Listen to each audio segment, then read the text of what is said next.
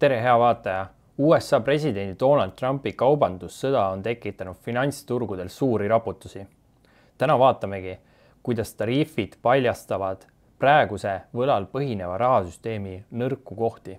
Samuti vaatame, millist pikaajalist protsessi need tariifid tegelikult peegeldavad.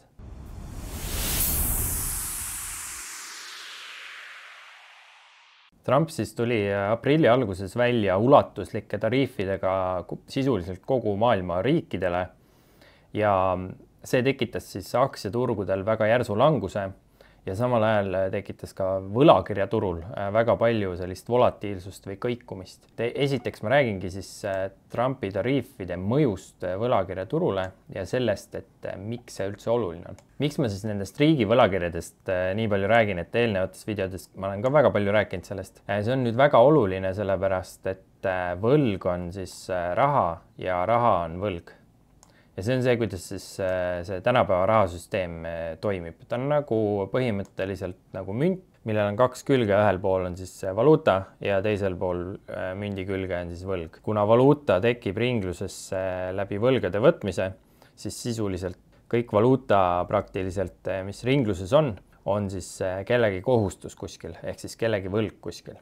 Ja seda on oluline aru saada selle jaoks, et mõista seda, et miks see võlakirjaturg üldse oluline on praeguses kontekstis. Ja see, mida ma olen siis eelnevates videodes ka rõhutanud, on see, et siis riigi võlakirjad, eelkõige siis suuremate riikide võlakirjad nagu Saksamaa ja USA näiteks, on siis peamine madala riskiga säästude paigutamise vahend. USA dollar on siis peamine reservvaluuta, mida riigid hoiavad reservidena. Et 58% riikide välisvaluuta reservidest on siis dollaris. See oli siis aastal 2000 72%, et see on stabiilselt tegelikult langenud. Ja mina arvan, et Trumpi need poliitikad kiirendavad seda langust.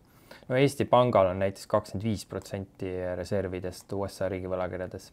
Ja USA valitsus siis sõltub oma kulutuste rahastamisel riigi võla suurendamisest. Ehk siis, kuna neil on väga suur eelarve defitsiit, nende riigi võlg kasvab väga kiiresti, siis põhimõtteliselt majandus on suuresti sõltuvuses sellest, et USA valitsus laenaks turgudelt veelgi rohkem raha ja kulutaks siis seda raha. Ja see defitsiit on siis tõusnud 7%-ni SKP-st. Ja erinevate hinnangute kohaselt selline manageeritav eelarve puudujääk on kuskil 3% SKP-st, et see 7% on tegelikult täiesti jätkusuutmatu ja liiga kõrge. Ja mis on veel oluline aru saada, on see, et kuna USA riigi võlg on nii suur, siis selle suure võimenduse tõttu ei ole USA huvides võlaintresside kasv. Ja kuna võlgade tase on väga kõrge ja intressimaksed selle võla pealt kasvavad, siis võlakirjaturg mõjutab tänaseks siis USA poliitikat palju rohkem, kui inimesed arvavad. Siin on see USA riigi võlakirjade olulisus globaalses finantssüsteemis sellise püramiidina välja toodud. Kõige all on siis dollari reservvaluuta süsteem. Ja kogu see infrastruktuur on siis sisuliselt SWIFT maksete süsteem, mis on USA kontrolli all ja kõiki neid makseid ja kogu seda süsteemi siis suuresti haldavad IMF, Maailmapank ja rahvusvaheliste arvelduste pank ehk siis Bank of International Settlements. Siin on siis USA riigi võlakirjad. USA riigi võlakirjad on kõige olulisem reservvara maailmas praegu veel. Ja kolmas siis sammas kogu selles süsteemis on see, et USA dollarit kasutatakse siis rahvusvahelises kaubanduses laialdaselt. Et 55% rahvusvahelise kaubanduse tehingutest tehakse dollarites. Ja kõik see tähendab siis, et USA riigi võlakirjad on investeeringuna sisuliselt praegu finantssüsteemis kõige olulisem vara. Seda hoiavad siis pangad pangakapitalina, see on riikide reservides, nagu ma rääkisin. Siis investorid investeerivad USA võlakirjadesse selle jaoks, et riske juhtida ja et teha madala riskiga investeeringuid, nii-öelda madala riskiga. Ja USA riigi võlakirjade intressid mõjutavad siis intresse majanduses. Ehk siis väga paljud intressid, ettevõtete võlakirjade, kinnisvaralaenude intressid, kõik sõltuvad siis nendest USA riigi võlakirjade intressidest. Siin me näeme siis erinevate valuutade osakaalu maailma riikide välisvaluuta reservides.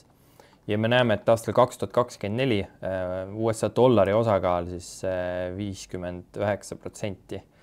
Ja siin teisel kohal on siis euro 20%-ga. Ja see dollari osakaal on siis viimase 8 aasta jooksul siin stabiilselt vähenenud. Ja minu hinnangul Trumpi poliitikat praegu tegelikult siis kiirendavad seda osakaalu langust siin. Ja siin on see graafik, mida ma olen varasemalt korduvalt näidanud. Siin on lillaga märgitud siis USA riigivõla intressimaksed, mis on sisuliselt parapoolselt tõusma hakanud. Ja punase joonega on siis kaitsekulutused ja me näeme, et riigivõla intressimaksed on tõusnud siis hiljuti kaitsekulutustest kõrgemaks. Ja see sisuliselt tähendab siis seda, et mida kõrgemad on need intressimaksed, seda rohkem hakkab võlakirjaturg siis USA poliitikat mõjutama. Ja USA huvides ei ole see, et riigi võlakirjade intressid tõuseks, sellepärast et nemad peavad siis oma suure riigi võla pealt maksma kõrgemaid intressimäärasid ja selle võrra siis need intressimaksed kasvavad ja seda me olemegi siin viimastel aastatel näinud. Ja nüüd siis see tõus siin hakkab mõjutama suuresti ka USA poliitikat.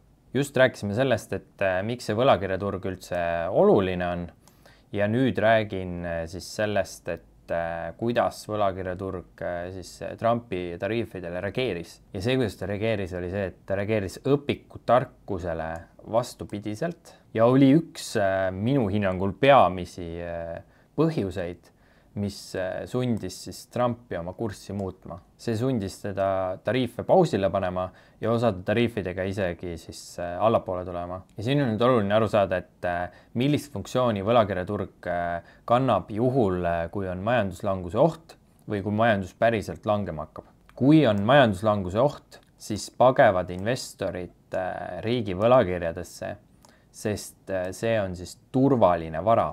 USA riik ju ei jäta oma võlgasid maksmata, eks ole, isegi majanduslanguse ajal. See on olnud siis viimase poole sajandi loogika ja võlakirjaturg on alati tõusnud, kui majanduslanguse hirmud on üles läinud.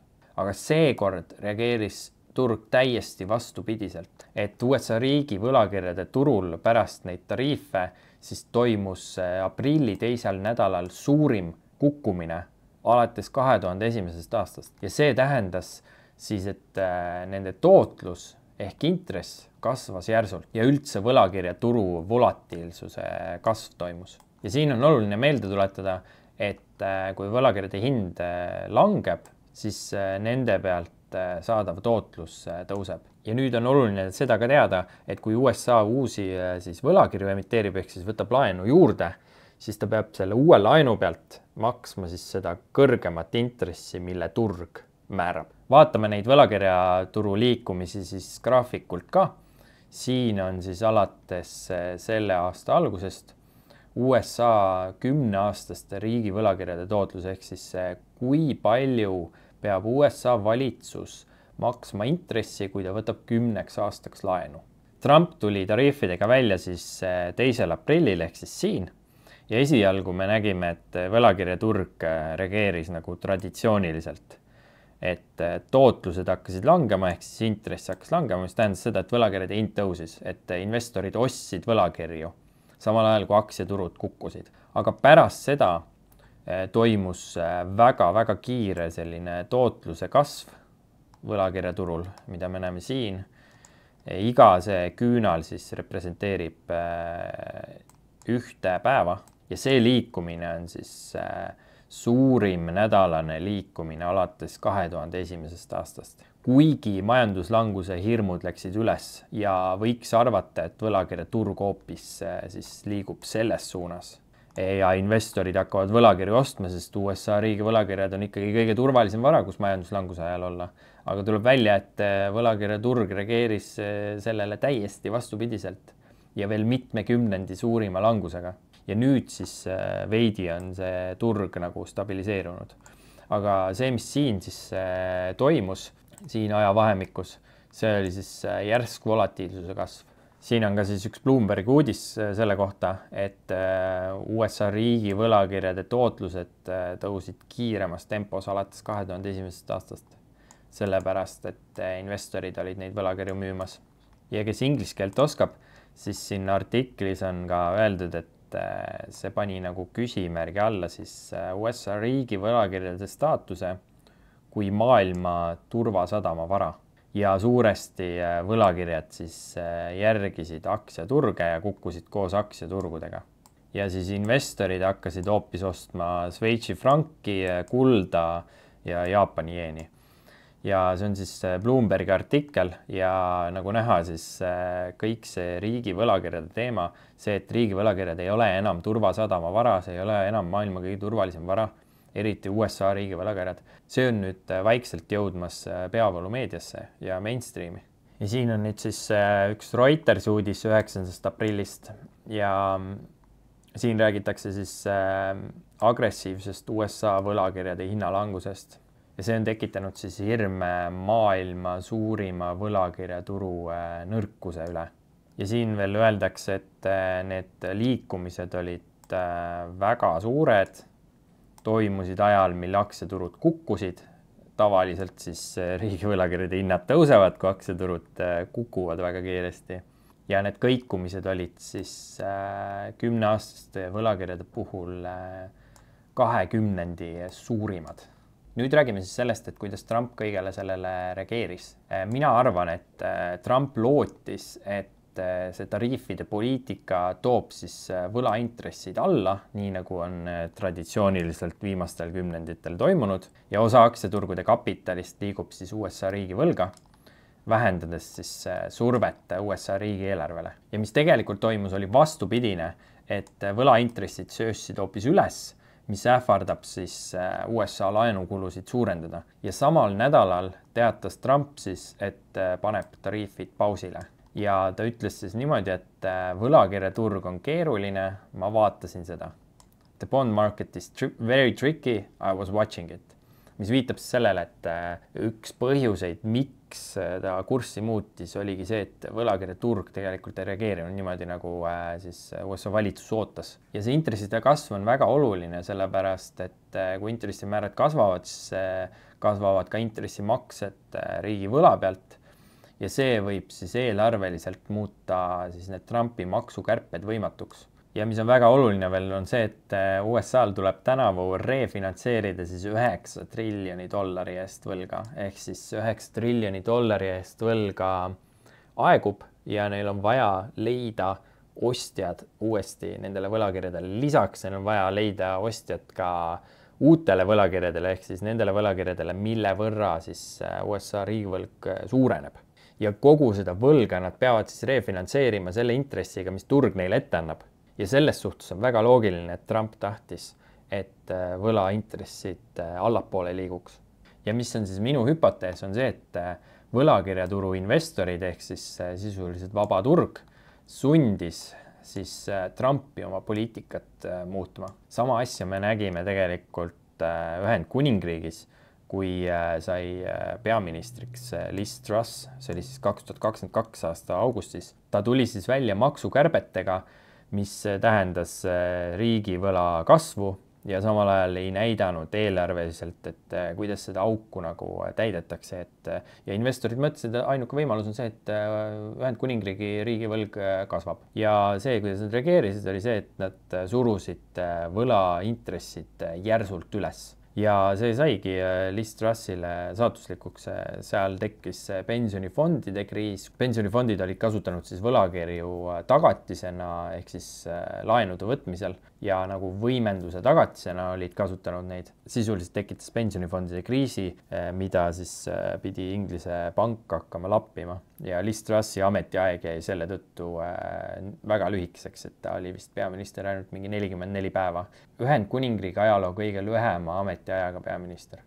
Siin on üks Bloombergi artikkel ja et kuidas võlakirja investorid siis sisuliselt sundisid Trumpi oma tariife pausile panema. Ja paljud kartsid siis, et tariifid kiirendavad siis pikaajaliselt inflatsiooni ja vähendavad siis USA varade järele välismaist nõudlust. Ja 13 tundi pärast seda, kui tariifid hakkasid kehtima, siis Trump teatas, et ta paneb need tariifid pausile.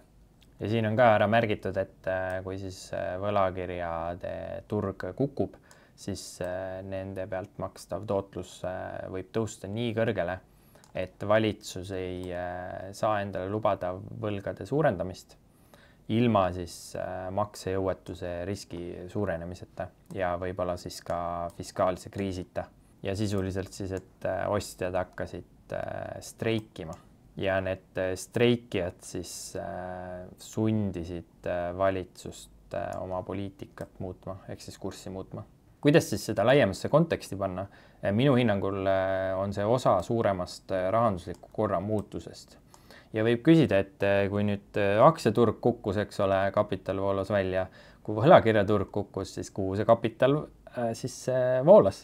Ja kapital voolas hoopis agressiivselt kulda. Et kullaturul samal ajal, kui see võlakirjaturg siis langes too nädal, see aprilli teine nädal, oli siis kullaturul suurim tõus alates 2020. aastast. Ja sisuliselt siis oli vist 7% tõusis kulla hind ühe nädalaga ja seal puudutas vahepeal siis ära $3500 taseme ja raha voolas siis võlakirjadest välja, mis on siis osa suuremast trendist, kus võlakirjade hinnad langevad ja nende intressid lähevad üles. Ja ühtlasi siis on küsimärgi alla sattunud võlakirjade kõige turvalisema vara staatus. See on see põhjus, miks siis raha kulda voolas hoopis. Ja tavapäraselt on nii, et kui võlakirjade pealt saadav intress siis tõuseb, nagu meil siin toimus, see aprilli teine nädal, siis kulla hind satub surve alla. Aga selle asemel me hoopis nägime 5 aasta kõige suurimat tõusu kullaturul, et kõik need reeglid on murdumas, et senised mängureeglid ei kehti enam ja see on siis sümptom globaalse rahandusliku korra muutusest. Sisuliselt on see pilguheit sellesse, et mis on tulemas suuremas mastaabis. Suuremas mastaabis on tulemas see, kus riigi võlakirjad siis kaotavad praktiliselt täielikult oma turvasadama rolli ja selle võtab siis üle peamiselt kuld ja tegelikult ka teised toorained ehk siis peamiselt siis reaalvarad. Siin me näeme seda kulla väga kiiret hinnatõusu aprilli teisel nädalal, siis aprilli teine nädal on kuskil siin. Me näeme siis, kuidas kulla hind tõusis siin umbes $2950 pealt, tõusis siis $3500, et see tipp on siin täpselt 3500 juures. Nüüd on siis kulla hind veidi alla tulnud siit.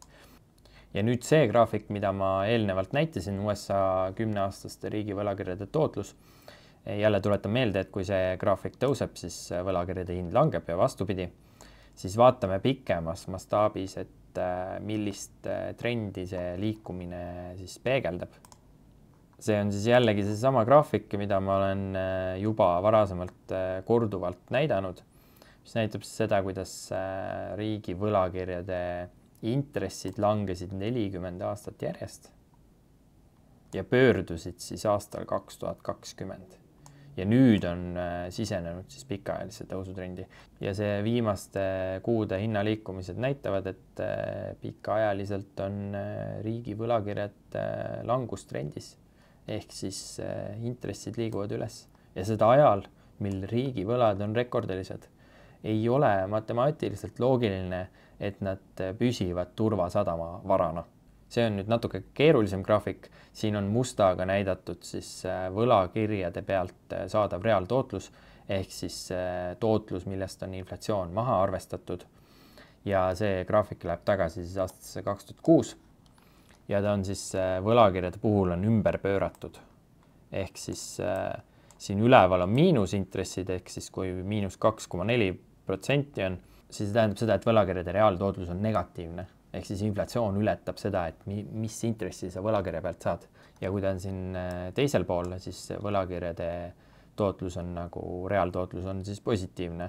Ja kui see must graafik on siis langenud, ehk siis võlakirjade pealt saadav intress on tõusnud, siis tavaliselt on sellega kaasnenud siis kulla hinna langus.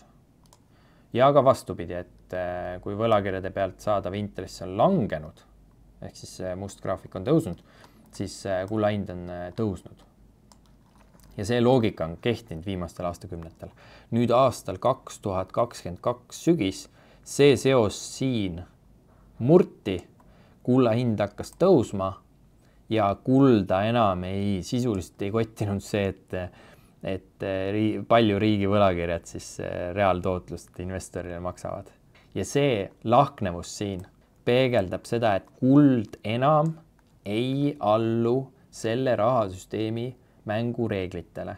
Ausalt öeldes ma arvan, et see protsess on alles alanud, et kui vaadata seda, et milline on kulla osakaal üldse siis investeerimisfondide varades, see on siis Bank of America küsitlus, siis me näeme, et 70% varahalduritest hoiab kullas ainult 0–1% varadest. Mina arvan, et varsti on niimoodi, et enamus hoiab vähemalt 5% kullas või isegi rohkem. Et see kapitali liikumine on alles alanud.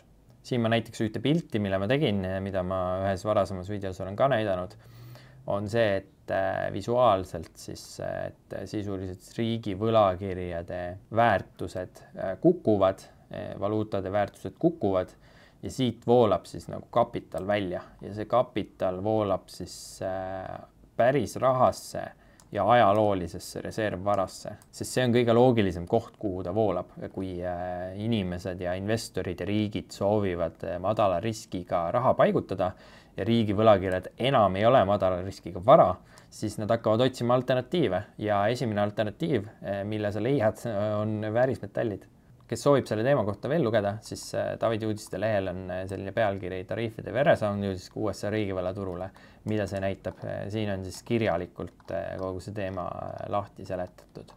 Ja siin samas uudiste lehel on ka üks tõlgitud Ray Dalio, kes on siis maailma suurima riskifondi juht. Tema postituse tõlge on siin ja tema räägib, et kuidas tariifid on vaid rahandusliku ja poliitilise maailmakorra lagunemise pealiskiht ja ta selgitab lahti, et mis need siis allhoovused on, mis maailmas praegu toimuvad. Aitäh kõigile, kes selle video lõpuni vaatasid. Näeme juba järgmisel korral.